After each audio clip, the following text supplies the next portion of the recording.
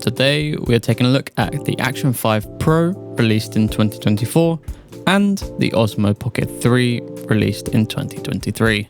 These are two of the best vlogging cameras that are available on the market.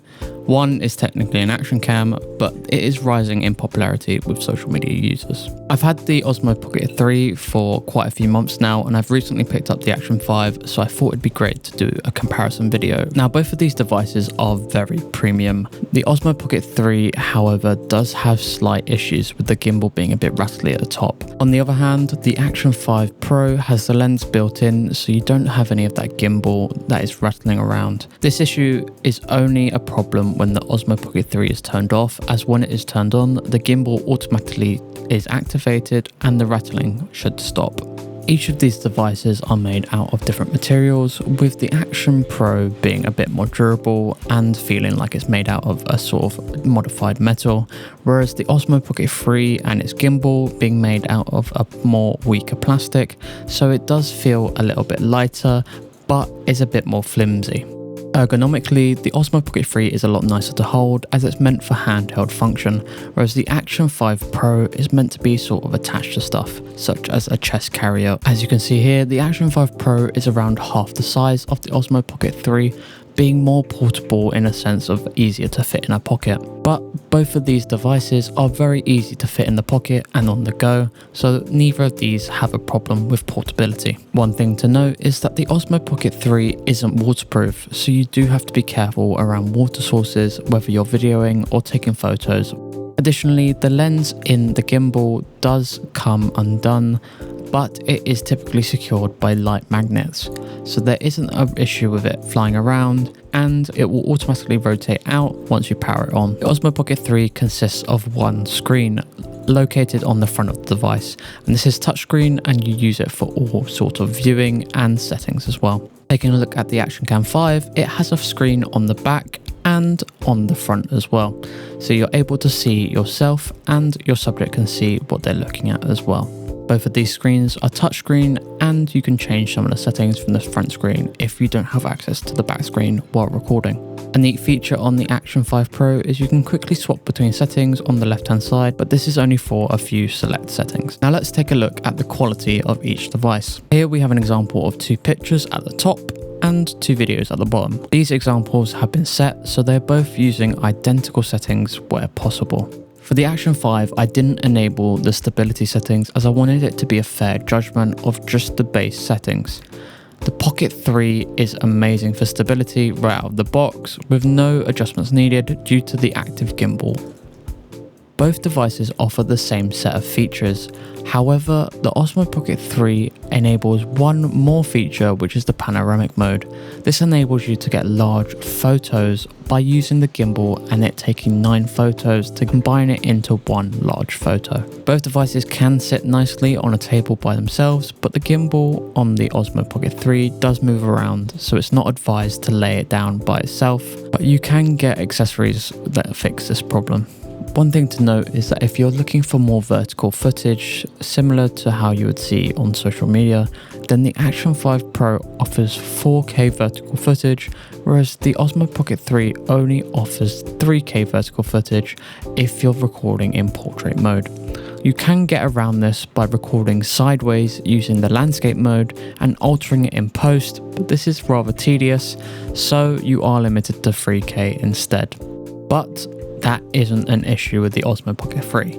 As you can see here, the Osmo Pocket 3 has had major updates where you can zoom in and then also take a cropped in view by pressing the little arrows at the bottom.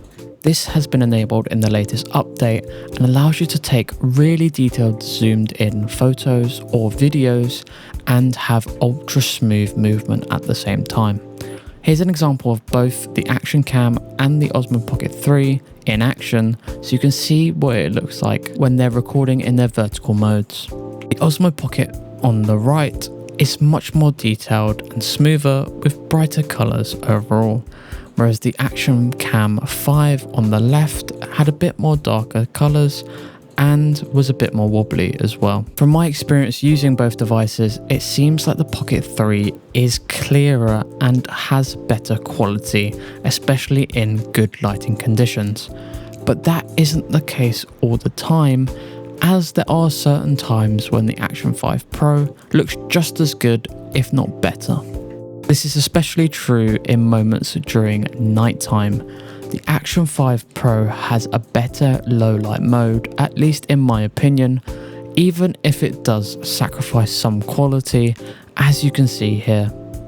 However, in certain moments where it is quite hard to see, the Action 5 Pro does also do well. This is due to the enhanced sensor on the Action 5 Pro, which enables it to do better at nighttime. As you can see here in these videos where I only had my monitor on and very little light around me.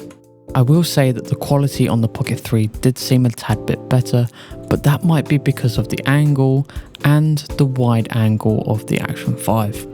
To make this a fair comparison, I've also included the large scaled up version of these timescales. As you can see here, the Action 5 has no issues at all with quality if you're using it as a main primary camera for vlogs, YouTube, or just capturing memories as well. The Action 5 Pro's slow motion function will be amazing for sports, whereas the Pocket 3 slow-mo function has higher quality, but due to it being less durable, it's mainly better in the hands of someone that wants to be behind the camera rather than be a part of the action. The Osmo Pocket 3 does benefit from someone behind the camera and enabling the gimbal functionality for creative shots, especially with slow-mo. But taking a look at the time-lapse functionality, the Action 5 seems a bit washed out with the colours, with everything being a bit weird, whereas the Osmo Pocket 3 in the same scenario does a lot better with quality and has the added bonus of being able to move during time lapses if you so require. One feature that I don't use on the Osmo Pocket 3 that much is the rotating of the screen. That's because it is a bit weak when pushed from behind. Lots of people do like to rotate the screen to get a better view, but you can just record in landscape mode without having to rotate the screen as well. This enables you to be more careful with the screen and just hold your hand over it, especially while walking around, as you don't have to show your screen while recording and can hold the Pocket 3 down by your side, being more inconspicuous, especially for the people that are worried about recording. The Osmo Pocket 3 also has special modes like this one, which enables you to do 360 rotation thanks to the gimbal. And the Osmo Pocket 3 is perfect for walking around in special places and taking memories or creative social media shoots. Both of these cameras' inbuilt microphones are great to use and are very clear. However, the Osmo Pocket 3 does win over the Action 5 in terms of audio quality. The Action 5 has wide angle viewing lengths, whereas the Osmo Pocket 3 has to have an additional lens put on for wide angle viewing. Also, the Action 5 has built-in internal storage, something that the Osmo Pocket 3 doesn't have and is severely missed. I can't tell you the amount of times I've gone out and taken the Osmo Pocket 3 with me just to remember I've left my SD card at home. Overall, I think both of these devices are amazing and I would highly recommend both. Overall, if your main purchase is for quality, I would go with the Osmo Pocket 3. But just beware that the Action 5 is much more durable and waterproof. I was able to pick up the Action 5 on offer for around 30 to 40% off with the Prime Day deal. This makes the Action 5 Pro almost half the price of the Pocket 3, and the Pocket 3 is typically never on sale due to how popular it is with social media content creators. If you're looking for better value for money, I would highly recommend the Action 5 Pro. However, if you're looking for more creative and stable shots, as well as higher quality, then the Osmo Pocket 3 is the best choice. Thanks for watching, and if you've enjoyed this video and it's been helpful, then please do leave a like and subscribe, as I love making content on different tech. And if you have any questions on either of these devices, then do leave a comment and I'll try my hardest to answer them for you. Thanks for watching, and I'll see you in the next one.